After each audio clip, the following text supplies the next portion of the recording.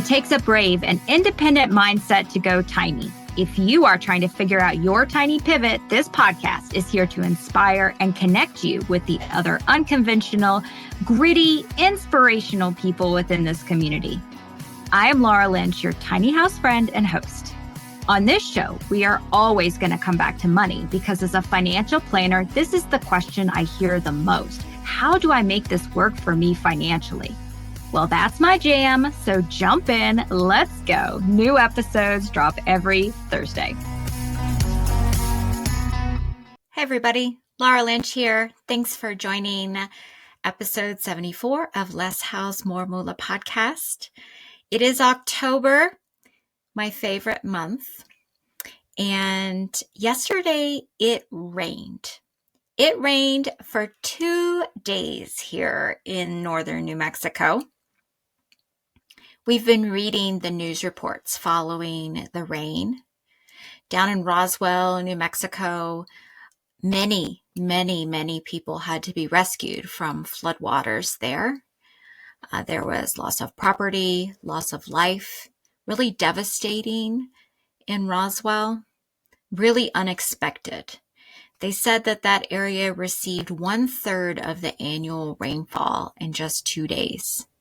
That it was a 100-year record rain. 2 weeks before this, I was in Savannah. I was there for a conference. I was really quite obsessed with what was going on with Hurricane Milton because Hurricane Milton passed right over where our house was, our ex-house was right in the line of that hurricane. I feel honestly a little survivor's guilt about selling that house right before that hurricane passed over. That was probably the worst hurricane experience that I ever was part of or experienced, even though I wasn't there in person this time. Hurricane Milton did more damage to that property than any of the previous hurricanes that we had experienced while we lived there. We all know about Hurricane Milton and how devastating it was for Florida. It came from a different angle than usual. It came right across the Gulf of Mexico with all of that energy from those hot waters in the Gulf and just sort of barreled into the state. I've been watching my Facebook feed because I have so many Facebook friends there, and even as they're getting their lights back on after a week, they just keep continuing to talk about how much damage there is.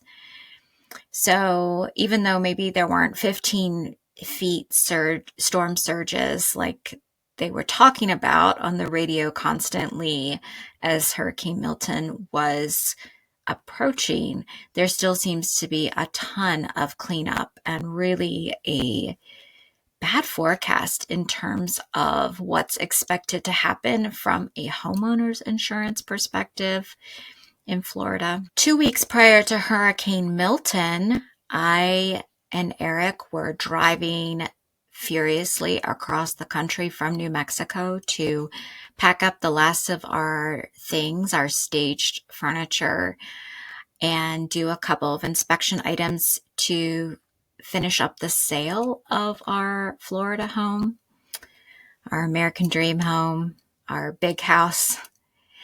And Hurricane Helene was approaching and we were headed that way. And so we had to drive across the country, 30 hours according to Google Maps. We had to make it there in 2 days so that we weren't coming across the panhandle of Florida the morning that Hurricane Helene was expected to hit. Then we got there safely and in time, and the hurricane came by, and we had 60-mile-an-hour winds, and we got all the things done, and we packed things up. And then Helene, of course, went on to devastate North Carolina, parts of North Carolina that I've spent a lot of time in. We have friends there in the Asheville area that lost everything, and so much flood damage there, very unexpected Folks in North Carolina, of course, had no way to prepare for that because breaking dams and torrential rain flooding isn't something that you get a pre-warning for in the same way that you get a pre-warning of a hurricane that's 7 days out. 2 weeks before Hurricane Helene, there was an unnamed storm that impacted my mother's area of coastal North Carolina, where flooding reached areas of that neighborhood that normally don't get reached by tidal flooding or some of the other storms that have come through that area. So there isn't a conversation that I have with someone right now that isn't about weather risk. After Savannah, last week, I went up to Baltimore area to spend time with my brother and my sister-in-law and my niece. And then on to Minneapolis, Minnesota, where I attended another financial planning conference and talked to my host there about how Minneapolis is working on addressing weather risk there. One of the things that they are facing in Minneapolis is hail like they've never seen before. And of course, tornado risk. So there isn't a conversation that I have that doesn't discuss what is going on with the weather and climate change. And the timing of all of this is what was one of the major motivations that we had for leaving Florida. Frankly, it was the cost of that risk, the cost of insurance, that really made Florida an unaffordable option for us. Since the sale of our home, I've been talking, afterwards about Hurricane Milton with my realtor that represented us. And then there's been a lot of news following Helene about what's going to go on with the insurance market in Florida. And there's been discussion of maybe Florida becomes a place where only those who are wealthy enough to self-insure are able to live in Florida. Now, if you've had a mortgage and bought a home with a mortgage before, you have to have homeowners insurance. So self-insuring is only available for cash buyers.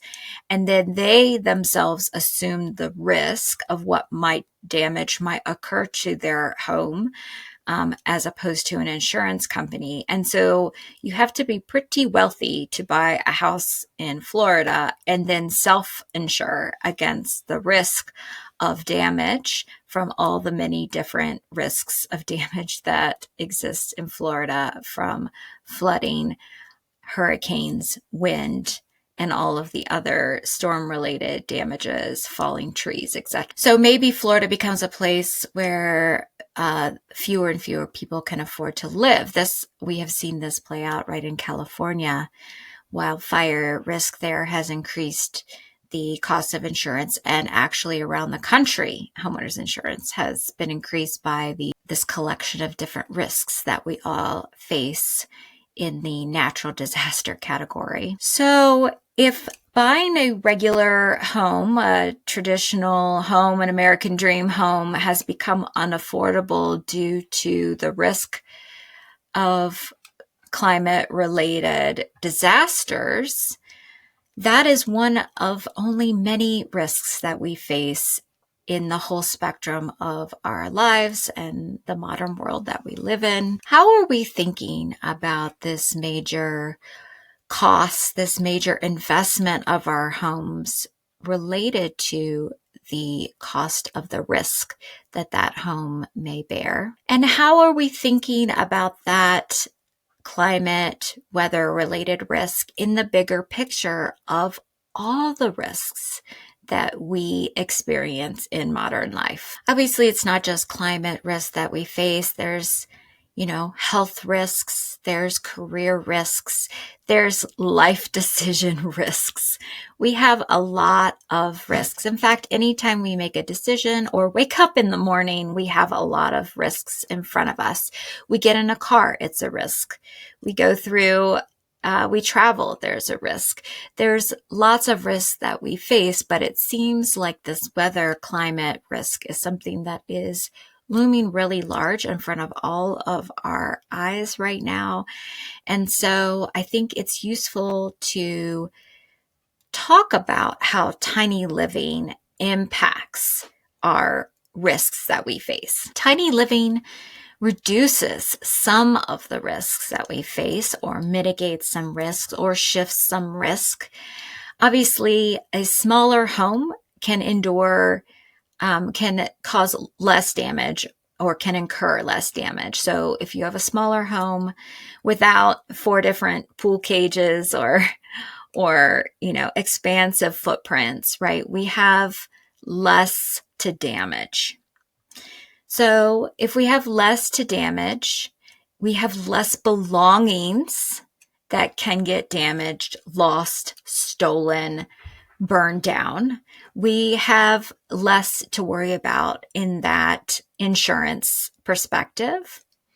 This is reflected in a lower cost of insurance. So certainly ensuring less value of structure and belongings means that we have a lower cost of insurance. There's also the possibility, though perhaps debatable on the feasibility, but in terms of wildfire or hurricane risk, there is the possibility of moving the home out of the way of the risk, which is certainly not a possibility when you're in a regular fixed in place traditional home. When folks living in RVs, tiny homes, van life, all of these movable structures have the possibility of hitching up and getting out of the way of a risk that is coming when there's a lead time there. Also, I think it's worth talking about the fact that it is more likely that you can self-insure when you live in a tiny home of some sort, because that dollar amount that you have to have saved on the side to recreate your housing is less.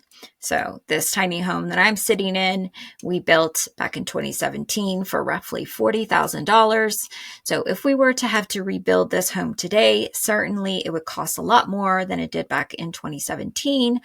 But it is more possible, because of lower cost of living, that you could have emergency fund on the side to recreate your housing if in the event of something happened. If we had a wildfire here, for example, and our tiny home burned to the ground, we are more capable of having enough money on the side to rebuild our housing than if we had, a $300,000 single family home, for example. So I think that reduces the risk from a reinsurance or a self-insurance perspective. We have more ability to have money on the side to roof ourselves again if our roof is destroyed. On Less House More Moola, we hear so many stories of people living unconventional lives. Each of them is literally building their alt-American dream. Are you tired of putting your dreams on hold because of money? Well, let's fix it. I have a 2-part offering that is here to help you.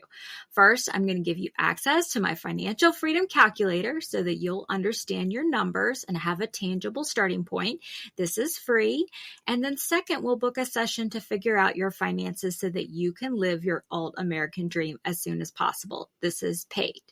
Why am I giving you something for free? Because I'm passionate about empowering people to choose an unconventional path. So let's work together to figure out money so that you will know that you've officially taken action on your plans. This offering is for you if you're unsure of your cost of living or how much savings you might need. You don't know what money move to make next. You dream of an unconventional life built on your terms. You're seeking a permanent solution and not a one-time motivational boost. You want to learn about money from someone who shares your interest in breaking away from the norm. So what do you think? Are you tired of starting sentences with someday when I? Then go to altamericandream.com and get the financial freedom calculator.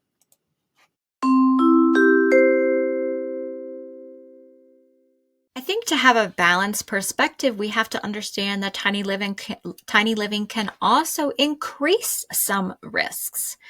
So whenever we're in a wheeled vehicle and traveling around, whether that's in RV or van life or tiny home, if we're on the interstates or roadways, we are increasing our risk of liability.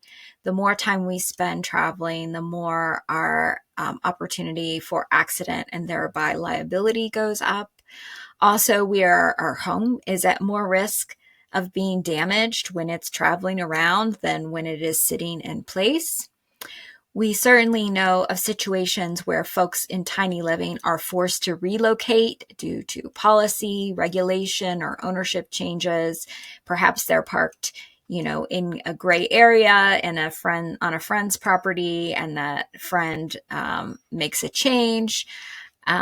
There are risks of parking that exist for tiny living that don't exist for single family homes. One of the questions I got when I spoke on tiny homes at the conference in Savannah was the risk of being in a small space with a partner and the likelihood of, sort of that not being a tenable solution. And though I think that risk exists in any living space and isn't unique to tiny living, we certainly face the risk of being forced out of a tiny living space due to the growth of family through multi-generational expansion that could be either having children or needing to care for parents who perhaps aren't in a financial position to be independent or aren't in a health position to be independent. So when we bring more people into our household, we're likely to run out of space. So I think this is a risk that we have to acknowledge when choosing a tiny lifestyle. Also, folks in tiny living are far more likely to have to make a change to that due to perhaps career choices, or perhaps van life can only take you for so many years before you really feel the need to settle down and have a more conventional life. So definitely whenever we take time out from the conventional path and do something unconventional, there is a possibility that just doesn't work. And so there is a risk there. So we are obviously, we can feel it, right? It's tangible. We are in a time of unprecedented pace of change. I'm sure I've said this before on the podcast, that the pace of change has never been this fast and it will never be this slow again. We are seeing so much change, especially in the areas of risk, weather, climate, and labor, right? The labor market is definitely in transition. AI is having a significant impact. Some folks call this the fourth industrial revolution. So there's a lot of greater risk that we have a career transition that maybe leaves a gap. So generations ago, right, you got a job and you stayed at that company for 30 years. That just doesn't seem to happen anymore. And so folks are at significantly greater risk of having times of unemployment. Having a high cost of living when in that unemployment gap, including having a big mortgage and an unemployment gap, can really add risk in terms of, have you been able to set enough aside to cover that gap? What is the length of that gap going to look like? What sort of costs might be incurred to retool yourself for the next career transition, education that might be needed, all of that. And so one of the big life risks that we face is interruptions in employment. And so I think that this is where tiny living can help us in terms of having that lower cost of living that allows us to have extra savings set aside for voluntary or involuntary career transitions. And I think that it is good to talk about the safety nets that simply don't exist. So there are a lot of life events that happen for which there are huge gaps in our safety nets.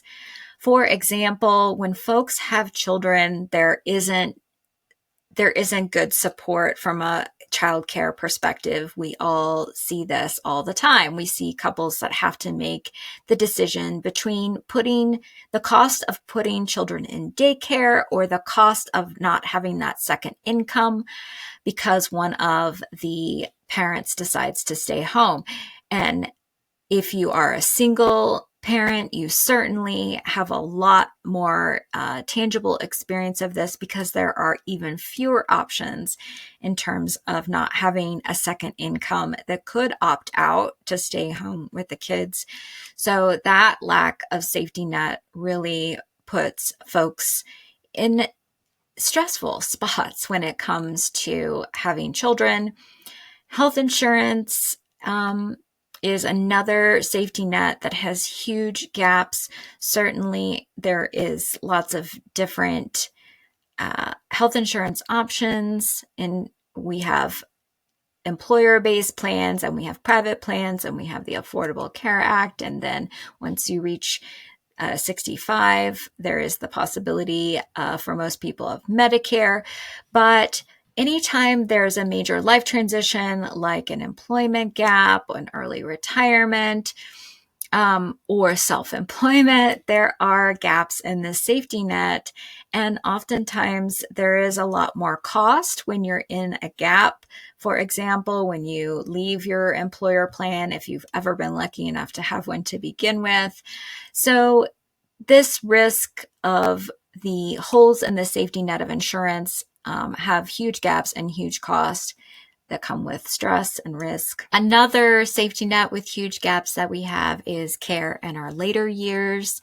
So the cost of help that 70% of us will need in our later years is going up at 5%. So it is double the rate of regular inflation.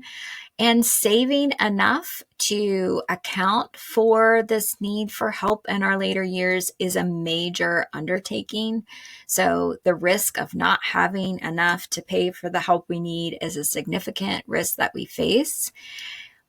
Of course, we can think of alternative ways of covering this need through building of community and family and relationships.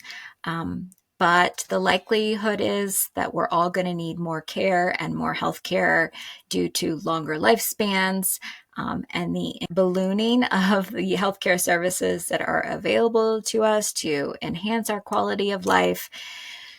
So this is another significant hole that we have in the safety net around our healthcare. So for me and for Eric and I, these risks, these gaps in the safety net, these life decisions that created more risk, the risk of what was going on in weather changes really started to become big and important for us. And so our vision is to create a gentler life, a more balanced life, one where we spend less time stressed about all the risks and unknowns. I'm a pretty organized and on top of it person, but there's just a lot to be organized and on top of. And I would like to have less to be organized and on top of. I would like my life to be gentler. And one of the ways that we worked towards a more gentle life, reducing the anxiety and the feelings of scarcity that seem to be increasing with complexity and risk in the world that we live in, was to downsize the roof, to downsize the cost of living, to get out from underneath the mortgage that required that we hold on to every security thread of an employer that wasn't so secure when you have one person who can end your source of income. And so by reducing our debt obligations, getting rid of the mortgage, getting rid of all debt, and increasing our personal safety net by selling our American dream home, and thinking about building community through our chosen place to live and our connections within the tiny community. We feel that we have reduced the number of risks that we must address. We have reduced the possibility of damage by having a smaller roof and reducing our possessions. We have reduced the threat of theft. We have reduced the threat of climate change by getting out of an area that is clearly at the ground zero for changes in weather patterns. We have chosen to live in a place that certainly is not risk-free.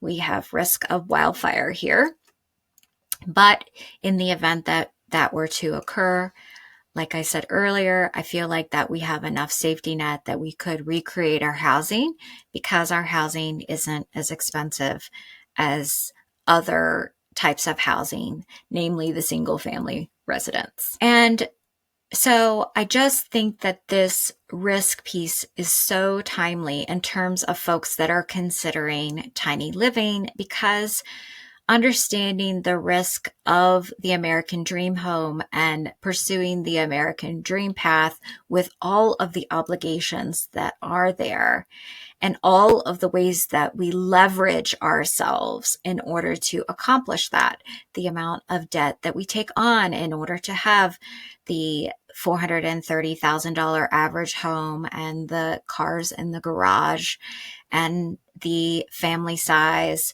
and the career path. We may think that it is safe because it's what everybody else is doing.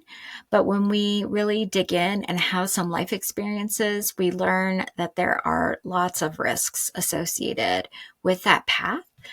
And so if you, like me, are thinking about the risks that you're facing in the world and it makes you uncomfortable and you would rather have a life that is gentler and you have less to worry about, then I would definitely encourage you to consider the risk burden of the traditional American dream path versus the risk burden of an alternative path of reducing the amount of stuff that you're responsible for, reducing the property size that you're responsible for, making sure that you do create a safety net for yourself for employment gaps, for health insurance gaps.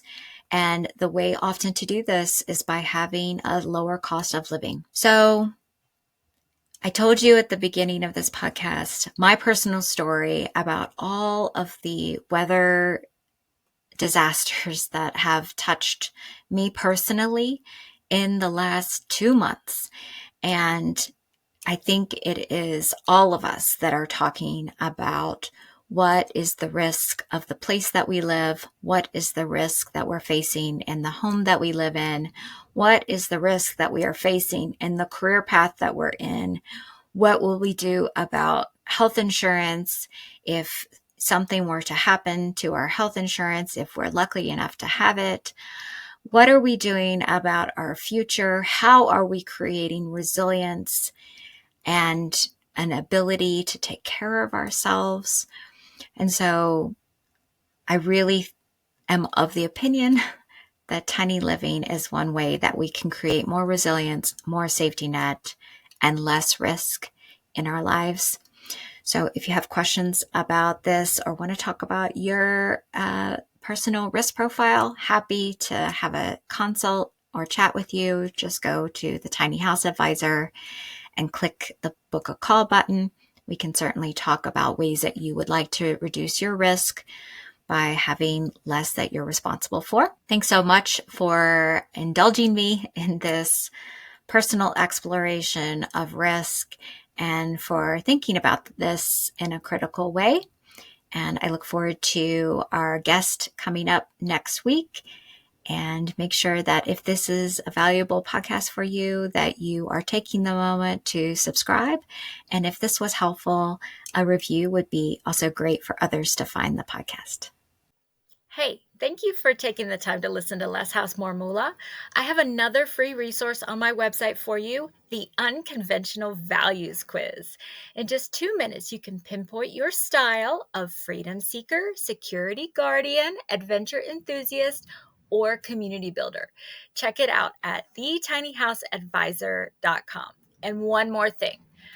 Podcasts don't have algorithms like social media does. They only grow by word of mouth and reviews. If this podcast is helpful to you, would you please post a review on your podcast app and tell a friend who is trying to live a values-based life?